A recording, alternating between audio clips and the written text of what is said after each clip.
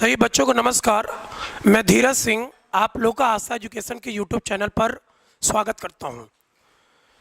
इस महामारी के दौर में आपको अपनी पढ़ाई बिल्कुल भी डिस्टर्ब नहीं करनी है, और अगर यदि आपने कॉन्सेप्ट नहीं पढ़ रखा है तो इस चैनल पे आपके वीडियो के माध्यम से आपको कॉन्सेप्ट सिखाया जा रहा है। चाहे आपके वो रीजनिंग हो, चाहे आपका वो अरिथमेटिक हो, चाहे आपका मैथ हो, आप तीनों को लॉजिक सीखते रहिए और क्वेश्चन में अप्लाई करते रहिए।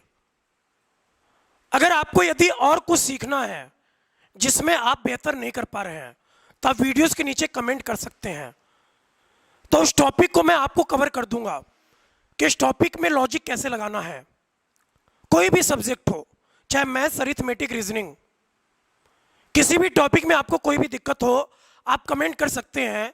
उस टॉपिक के मैं आपको बेहतरीन लॉजिक दूंगा कि एग्जाम में आपको कोई भी दिक्कत ना हो। इस वीडियोस में मैं आपको लाभ हानि का एक छोटा सा कॉन्सेप्ट सिखाऊंगा, प्रॉफिट एंड लॉस का एक छोटा सा कॉन्सेप्ट, और वो वैसा कॉन्सेप्ट है ना कि वैसा क्वेश्चन या तो कोई टीचर कराता नहीं है या फिर उस टीचर के नोट्स में मिलेगा नहीं, या फिर वो टीचर सही से समझा नहीं पाता है, वो टीचर आपको रटवा कर भेज देता है। कौन सा टाइप के बात कर रहा हूं मैं आपके सामने क्वेश्चन नहीं लिखूंगा, आपको खुद ही समझ में आ जाएगा। और जो क्वेश्चन आपके सामने लिखूंगा ना, इस पे 4 वैरायटी बनेंगे और चारों वैरायटी मैं आपके सामने रखूंगा। मैं फिर से बोल रहा हूं आपको, आप कहीं भी घूम जाइए पूरे इंडिया में, या तो टीचर आपको रटवाते हैं कि अगर ऐसे मिले तो आपको ऐसे लिखना है, और अगर वैसे मिले तो आपको ऐसे लिखना है। लेकिन यदि आप पूछ लिए ना कि कैसे होगा तो वो शायद ही बता पाए। इसलिए हमेशा कॉन्सेप्ट को समझा करो कि कॉन्सेप्ट कहां से आया, क्योंकि कंपटीशन एग्जाम कभी रटने से नहीं निकलता है। कंपटीशन एग्जाम हमेशा कॉन्सेप्ट क्लियर करने से निकलता है। मैं आपके सामने एक क्वेश्चन लिखता हूं, आपको खुद ही समझ में आ जाएगा, और आपने भी ये क्वेश्चन देखे होंगे, और आपका सबसे बड़ा डाउट, मैं पूरे दावे के साथ बोल सकता हूं, सबसे बड़ा डाउट आपका इस क्वेश्चन में होता है कि सर यहां पे तो क्रैमल दे दिया और दूसरे वाले में भी क्रैमल दे दिया, तो हम कैसे लिखें। तो मैं पहले आपके सामने एक क्वेश्चन लिखूंगा और एक क्वेश्चन में चीजें चेंज करते रहूंगा कि आपके एग्जाम में कैसे 4 वैरायटी के क्वेश्चन आएंगे। ध्यान से मेरी बात सुनिए, मैं आपके सामने डायरेक्ट क्वेश्चन लिख रहा हूं और केवल छोटा सा लॉजिक है। आप यदि छोटा सा लॉजिक समझ गए ना तो ऐसे क्वेश्चन में आपको पूरे जीवन में कभी तकलीफ नहीं होगा। तो ध्यान से समझिएगा। यहां पे पहला क्वेश्चन है, या पहले मैं क्वेश्चन की वैरायटी लिख देता हूं। 72 वस्तुओं को बेचने पर, एक बार मैं पहले पूरा क्वेश्चन लिख लूं। 72 वस्तुओं को बेचने पर, इंग्लिश में मैं बोलते रहूंगा, आफ्टर सेलिंग एन 72 आर्टिकल, 72 वस्तुओं को बेचने पर एक आदमी को या फिर एक व्यक्ति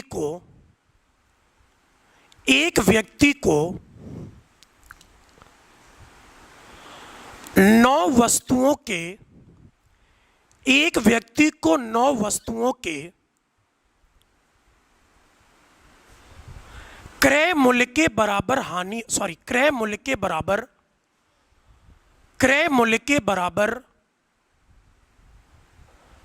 लाभ होता है। केवल एक क्वेश्चन लिखूंगा, 4 क्वेश्चन इसी में चेंज हो जाएंगे।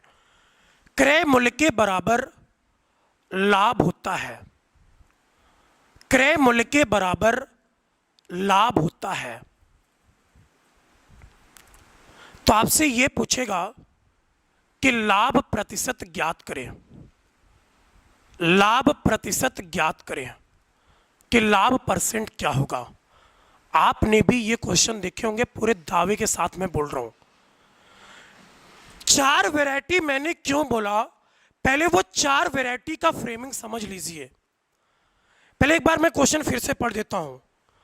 After selling an 72 article a man loses या फिर अ मैन गेन्स है, लाभ है ना, gains, a man gains is equal to 9 article of CP, 9 article of CP, then find the profit percent. तो लाभ प्रतिशत ज्ञात करें। ये क्वेश्चन आपके एग्जाम में एज इट इज आता है, आप चाहे छोटे एग्जाम देने जाएं चाहे बड़े एग्जाम। मैंने 4 वैरायटी क्यों बोला? देखिए, पहला वैरायटी क्रय मूल्य के बराबर लाभ होता है, पहला वैरायटी। क्रय मूल्य के बराबर हानि होता है, यहां पे हानि भी बोल सकता है। दूसरा वैरायटी क्रय मूल्य पे 2 कंडीशन बनेंगे, या तो क्रय मूल्य पे लाभ बोलेगा या फिर क्रय मूल्य पे हानि। दूसरा कंडीशन आपका यह हो सकता है कि विक्रय मूल्य के बराबर लाभ होता है और विक्रय मूल्य के बराबर हानि होता है। विक्रय मूल्य पे लाभ और विक्रय मूल्य पर हानि, इसलिए मैंने 4 वैरायटी बोले कि क्रय मूल्य पे 2 वैरायटी और विक्रय मूल्य पे 2 वैरायटी। आप पहले क्वेश्चन को मत देखिए, हम आपको पहले लॉजिक सिखाएंगे कि लॉजिक क्या होता है। आप 2 चीजें जानते हैं कि अगर कभी भी आपसे कोई प्रॉफिट पूछे, प्रॉफिट का मतलब लाभ, अगर कोई आपसे कभी भी प्रॉफिट पूछे तो आप बोलते हैं एसपी माइनस सीपी। मैं ये भी लॉजिक समझा दूंगा, एसपी माइनस सीपी। अगर कोई भी आदमी आपसे कभी भी लॉस पूछे तो लॉस का मतलब होता है सीपी माइनस एसपी। सीपी का मतलब होता है कि आपने कितने रुपए में खरीदा, एसपी का मतलब है कि आपने कितने रुपए में बेचा। जैसे मैं आपके सामने रख रहा हूं, यह भी कॉन्सेप्ट आपको समझाऊंगा। मान लो मैंने लिख दिया कि क्रय मूल्य आपका 150 रुपए है और आपका विक्रय मूल्य है 180 रुपए। आपने किसी वस्तु को 150 रुपए में खरीदा और 180 रुपए में बेचा, तो बताइए यहां पे लाभ होगा कि हानि? तो आपका जवाब होगा लाभ। और ये लाभ कितने रुपए का होगा? 30 रुपए का, क्योंकि आपकी लागत है 150 रुपए लेकिन आपको मिला 180, तो आपको 30 रुपए ज्यादा मिले, 30 रुपए का लाभ हुआ। लेकिन ये आपने 30 रुपए कैसे बोला? 180 में से आपने 150 माइनस किया, 180 में से आपने 150 माइनस किया, मतलब कि एसपी माइनस सीपी। अगर मैं यहीं पे ये लिख देता कि विक्रय मूल्य आपका 140 रुपए है, कि आपने 150 में खरीदा और 140 में बेचा, तो इसमें आपको 10 रुपए का हानि हुआ। और ये 10 रुपए आपने कैसे बोला कि 150 माइनस 140 बराबर 10, मतलब कि लॉस के कंडीशन में सीपी माइनस एसपी बोलते हैं, क्रय मूल्य माइनस विक्रय मूल्य बोलते हैं। आपको हर चीज के बारे में पता है, केवल आपको ध्यान रखना होता है। तो पहला क्वेश्चन आपके सामने है। क्वेश्चन में यह बोला कि 72 वस्तुओं को बेचने पर एक व्यक्ति को 9 वस्तुओं के क्रय मूल्य के बराबर लाभ होता है। इसका मतलब कि प्रॉफिट का कंडीशन है और प्रॉफिट बराबर आपको पता है कि एसपी माइनस सीपी। तो ये वाला कंडीशन लेकर चलेंगे, प्रॉफिट बराबर एसपी माइनस सीपी। मेरी आंखों में आंख मिलाकर एक बात समझना, कभी भी किसी भी व्यापार में यदि आप लाभ हानि देखना चाहते हैं ना, तो आप लाभ हानि कब देखेंगे? मान लीजिए आपने 100 जींस खरीद के लेकर आए, तो जब तक उन 100 जींस को नहीं बेचोगे ना, आप पूरे व्यापार में लाभ हानि निकाल ही नहीं सकते। आप 50 नींबू खरीद कर लेकर आए, 40 नींबू बेचने पर आपको लाभ हानि के बारे में नहीं पता चलेगा, क्योंकि अभी आपके पास 10 नींबू बचे हैं। कभी भी व्यापार में लाभ हानि देखा जाता है ना, तो एक कंडीशन हमेशा ध्यान रखिए कि जितनी वस्तु आपने खरीदा उन सभी को बेचना पड़ेगा। जब तक उन सभी को नहीं बेचेंगे, आप लाभ हानि कुछ भी नहीं बता सकते। आप कैसे लाभ हानि बता देंगे? मान लीजिए आप 5 जींस खरीद के लेकर आए, 3 जींस बेच दिए, 2 जींस अभी आपके पास बचे हैं, तो आप पूरे व्यापार का लाभ हानि कैसे निकाल देंगे? तो पूरे व्यापार का लाभ हानि कब निकलता है? जितने वस्तु आप खरीदे उतने ही वस्तु बेच दो। या फिर आपने जितने वस्तु बेचे हैं ना उतने ही वस्तु आपने खरीदे होंगे। यही लॉजिक है इसमें। यहां पे ये बोला कि 72 वस्तुओं को बेचने पर, इसका मतलब कि एसपी के कंडीशन में आपको ये बोला कि आपने 72 वस्तु बेचा है। कितने वस्तु आपने बेचा? 72। तो मैंने एसपी की जगह लिख दिया 72 एसपी। सीपी की जगह भी मैं 72 ही लिखूंगा। मैं 72 क्यों लिखूंगा? क्योंकि व्यापार में लाभ हानि कब निकल पाता है? जितने वस्तु आपने बेचे उतने ही वस्तु आपने खरीदे होंगे। तो ये दोनों नंबर हमेशा सेम होंगे। पूरे व्यापार में लाभ हानि जब भी निकालेंगे ना तो ये दोनों नंबर आपके हमेशा सेम होंगे। प्रॉफिट देखिए, लाभ के बारे में ये बोला कि 9 वस्तुओं के क्रय मूल्य के बराबर लाभ होता है। तो देखो मैंने यहाँ पे 9 सीपी लिख दिया और क्वेश्चन आपका खत्म। प्रॉफिट के बारे में बोला कि 9 वस्तुओं के क्रय मूल्य, तो 9 सीपी मैंने लिखा। 9 का सीपी, एसपी में आपको 72 दिया था। और पूरे व्यापार में लाभ हानि कब होता है? जितने वस्तु आपने बेचे उतने ही वस्तु आपने खरीदे होंगे। तो ये आपको ध्यान रखना है। क्वेश्चन खत्म। -72 को आप इधर लेकर आएंगे तो ये बना 81 सीपी और बराबर में 72 एसपी, बराबर में 72 एसपी। 9 से यहाँ पे कैंसिल हुआ, ये 9 से 9 बार और ये 9 से 8 बार। आप एक लॉजिक और सीखिएगा, आप कभी भी इसमें फंस सकते हैं। अगर सीपी और एसपी का रेशियो चाहिए, एक लॉजिक ध्यान रखिए, आराम से एक लाइन में लिख देंगे कि पास की चीजें खुद की नहीं होती हैं, पास की चीजें हमेशा दूर की। मतलब कि सीपी का मान 8 है और एसपी का मान 9 है। आप क्रॉस मल्टीप्लिकेशन जानते होंगे।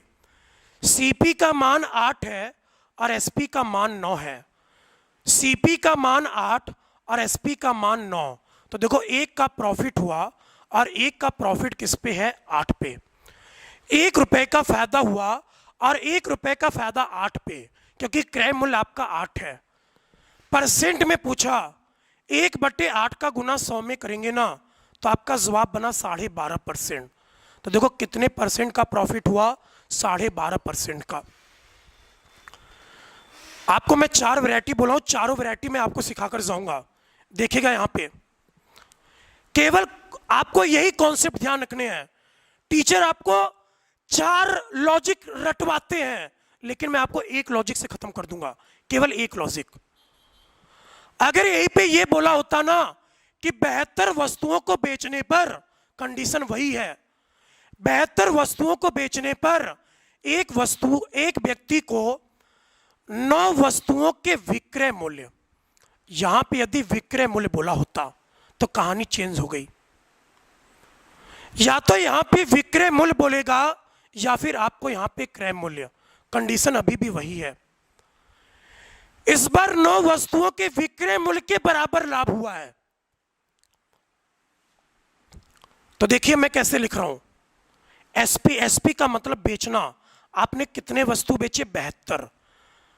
तो हमने यहां पे 72 एसपी लिखा। सीपी कैसे लिखना है, मेन पॉइंट यही है।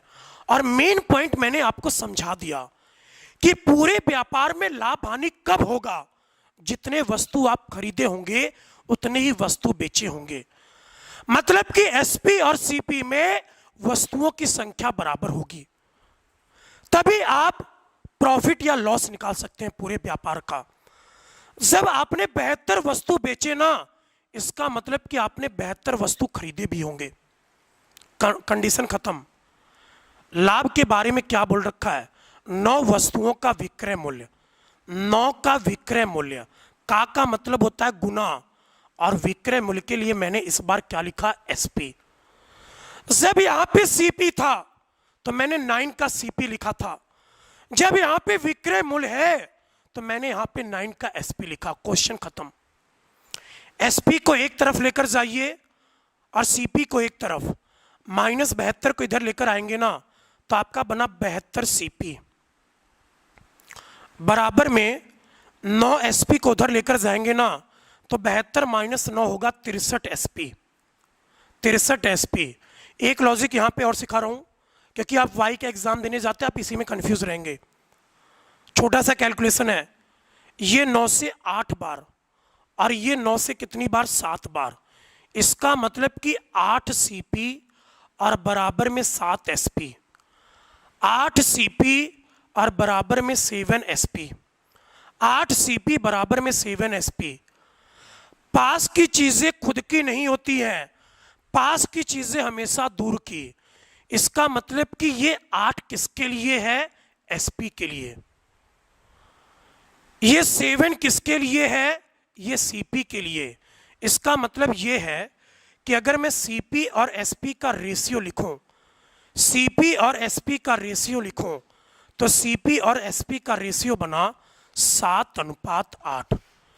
सीपी और एसपी का रेशियो कितना बना, 7:8। सोचो कितना खतरनाक कंडीशन है। कोई ऐसे तरीके से बता सकता है? नहीं, वो आपको रटवाते हैं। इसलिए मैं हमेशा बोलता हूं कि कभी भी आपको डिफेंस में तैयारी करना है ना, तो आपके लिए मात्र एक ही ऑप्शन है, वो है आस्था डिफेंस एकेडमी।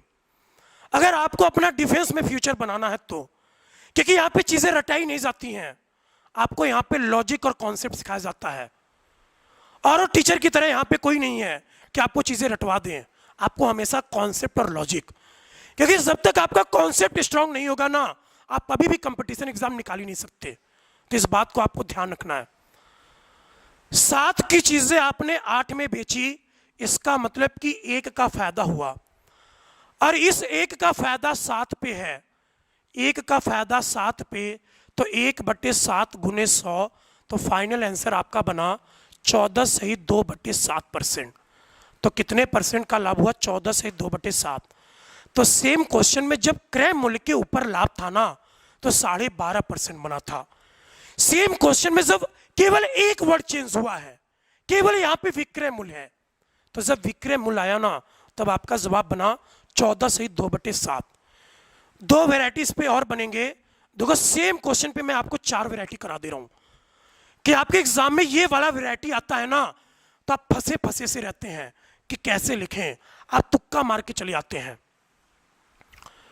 अगर मैं यहीं पर लिख देता हानि, लाभ का कंडीशन खत्म हो चुका, और मैंने यहां पे लिख दिया हानि, क्वेश्चन वही है कि 72 वस्तुओं को बेचने पर एक व्यक्ति को 9 वस्तुओं के विक्रय मूल्य, फिर से विक्रय मूल्य आपको मिला, लेकिन विक्रय मूल्य के बराबर हानि होता है। तो इस बार आपको हानि के बारे में पता होना चाहिए कि लॉस बराबर सीपी माइनस एसपी, लॉस बराबर सीपी माइनस एसपी। ध्यान से सुनिएगा, आपने कितने वस्तु बेचे, आपने 72 वस्तु बेचे, तो हमने यहां पे लिखा 72 एसपी। और पूरे व्यापार में लाभ हानि कब होता है, जितने वस्तु आपने बेचे ना, उतने ही वस्तु आप खरीदे होंगे। ऐसा थोड़ी है कि आपने 72 बेच दिए तो आपने 81 खरीदे होंगे, फिर लाभ हानि आप निकाल ही नहीं सकते कि इस व्यापार में हमें कितने का लाभ हुआ और कितने का हानि हुआ। तो 72 आपने बेचे तो 72 आपने खरीदे भी होंगे। ये दोनों हमेशा बराबर होंगे, ये दोनों हमेशा बराबर। लॉस के बारे में देखिए क्या बोला, हानि के बारे में आपको यह बोला कि 9 वस्तुओं के विक्रय मूल्य, 9 वस्तुओं के विक्रय मूल्य, और विक्रय मूल्य का मतलब होता है एसपी, सेलिंग प्राइस। तो मैंने यहां पे 9 एसपी लिखा। एसपी को एक तरफ करिए, -72 को इधर लेकर आएंगे ना, तो आपका बना 81 एसपी और बराबर में 72 सीपी। 81 एसपी बराबर में 72 सीपी। ये 9 से 9 बार और ये 9 से आपका कितनी बार, 8 बार। पास की चीजें खुद की नहीं होती हैं, पास की चीजें हमेशा दूर वाले की। इसका मतलब कि ये 9 सीपी का मान है और ये 8 एसपी का मान है। तो मैं यहां पर लिखूंगा सीपी और एसपी का रेशियो। तो आपको मैंने कैलकुलेशन का छोटा तरीका भी बताया कि ये 9 पास का नहीं है, ये 9 दूर का है। तो सीपी के सामने 9 और एसपी के सामने 8। आपने 9 रुपए लगाकर आपको 8 रुपए मिला, 9 रुपए लगाकर आपको 8 रुपए मिला, इसका मतलब कि 1 रुपए का हानि हुआ या फिर आपको 1 रुपए का घाटा हुआ।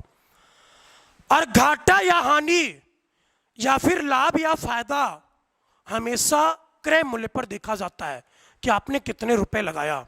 तो आपने यहाँ पे 9 रुपए लगाया था, तो 1/9 गुने 100, आप 100 को 9 से भाग देंगे ना, तो आपका फाइनल जवाब बनेगा 11 सहित 1/9%।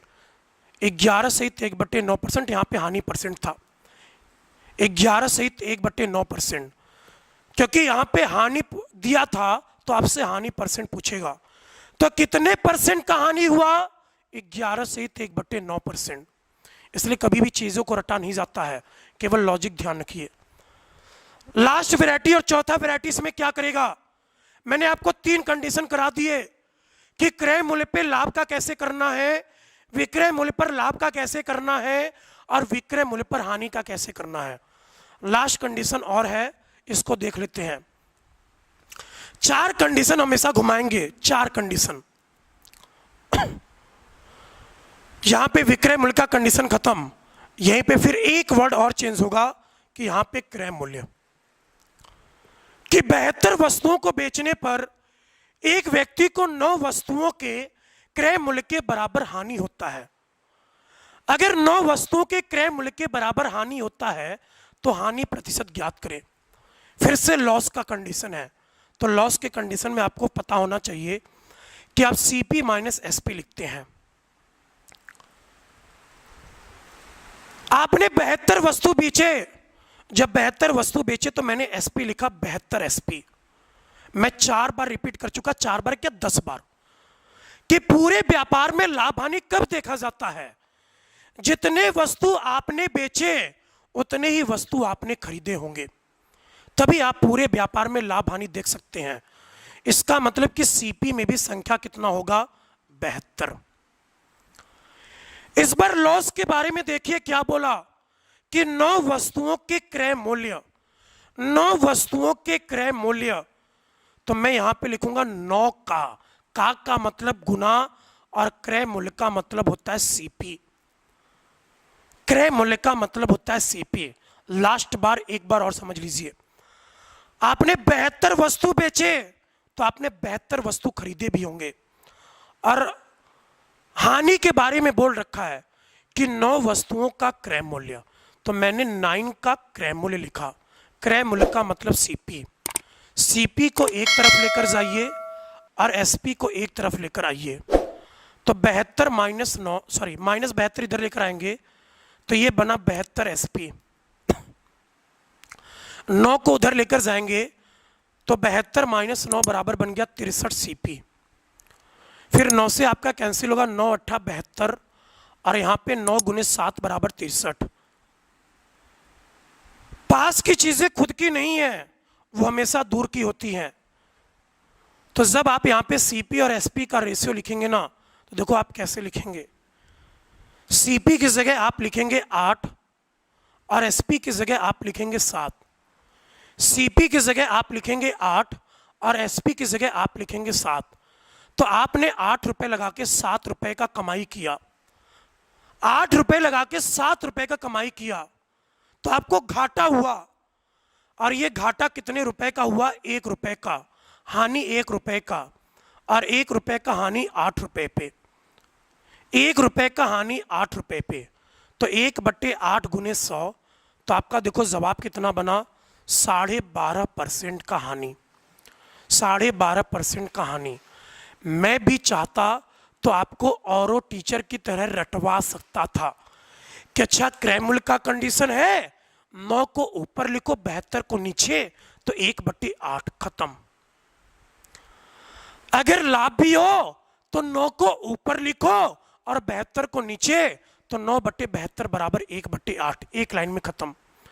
लेकिन ये कहां से आया ये कोई भी नहीं बताता है, लेकिन ये ऐसा चीज हमेशा केवल क्रय मूल्य में लिखा जाता है। अगर विक्रय मूल्य में लिखा जाता है फिर आपको ऐसे ही जाना पड़ेगा। इसलिए मैं आपको रटवाना नहीं चाह रहा था कि आप 4 कंडीशन क्यों रटेंगे। आप हमेशा लॉजिक ध्यान रखिए। जब तक कंपटीशन एग्जाम में आप लॉजिक्स नहीं समझेंगे ना कि कॉन्सेप्ट कहां से आया, आप कभी भी एग्जाम में सही आंसर नहीं लगा पाएंगे। तो ये चीजें आपको समझनी होंगी।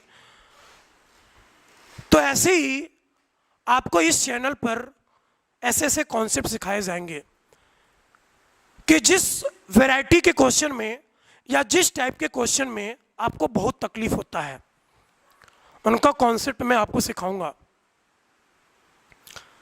इसीलिए तो मैंने आपको यह बोला कि अगर आपको किसी भी टॉपिक में किसी भी क्वेश्चन में दिक्कत हो, आप वीडियोस के नीचे कमेंट कर दीजिए, अगले वीडियोस में वो टॉपिक आपका स्टार्ट हो जाएगा, या फिर वैसे क्वेश्चन की वैरायटी आपके सामने होगी। और बिल्कुल कॉन्सेप्ट के साथ, रटवाने की चीज़ यहाँ पे नहीं होती है। इसलिए यदि आपको डिफेंस में अपना फ्यूचर बनाना है ना, आप एक बार जरूर आस्था डिफेंस एकेडमी विजिट करिए। आपको लगेगा कि हाँ, मेरा फ्यूचर बनाने में आस्था डिफेंस एकेडमी बहुत आगे है। जब आप यहाँ पर आएंगे ना, तो आपको माहौल देखकर पता चल जाएगा कि डिफेंस की तैयारी यहीं पर होती है। पढ़ाने वाले तो बहुत लोग हैं, लेकिन अगर मैं तैयारी की बात करूं तो इससे बेहतर ऑप्शन आपको कहीं पर नहीं मिलेगा। तो एक बार जरूर यहां पर विजिट करें। इन्हीं शब्दों के साथ मैं इस वीडियो को समाप्त करता हूं। लास्ट में जाते जाते एक ही बात बोलूंगा कि कभी भी जीवन में आपको आगे बढ़ना है ना, तो आप सही रास्ते चुनिए।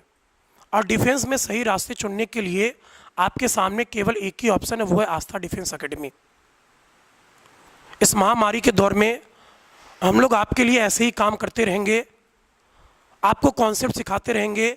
बस घर बैठे आप पढ़ते रहिए और कब बाहर मत जाइए, क्योंकि ये समय पता नहीं कैसा चल रहा है, कब ये जाएगा किसी को नहीं पता है। इसलिए अभी अपनी पढ़ाई बिल्कुल कंटिन्यू रखें। तो इस वीडियो में इतना ही। जय हिंद, जय भारत।